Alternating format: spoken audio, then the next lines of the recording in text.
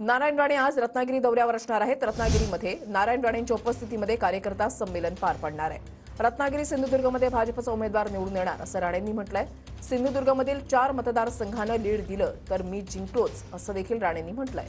रत्नागिरी चिपळूणमधून 2 लाखांनी लीड मिळेल असा विश्वास नारायण राणे यांनी बोलून दाखवलाय। निवडणूक जरी जाहीर झाला तरी आपला भाजपचा उमेदवार जाहीर व्हायचा आहे आणि जाहीर जेव्हा व्हायचं तेवढे होऊ द्या।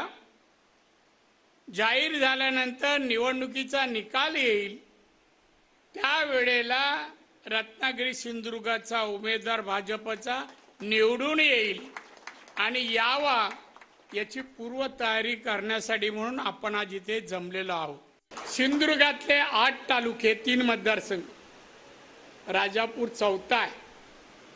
4ही मतदारसंघांनी मला लीड दिलं ना, मी जिंकलो समजा। बाकीचे प्लस हे आहे ना, पुढचे चिपळूण विक्रे संगमेश्वर वगैरे हे सगळे प्लस होतील। मग अधिक 2 लाखांनी यायचं आहे ना, ती तिकडची मतं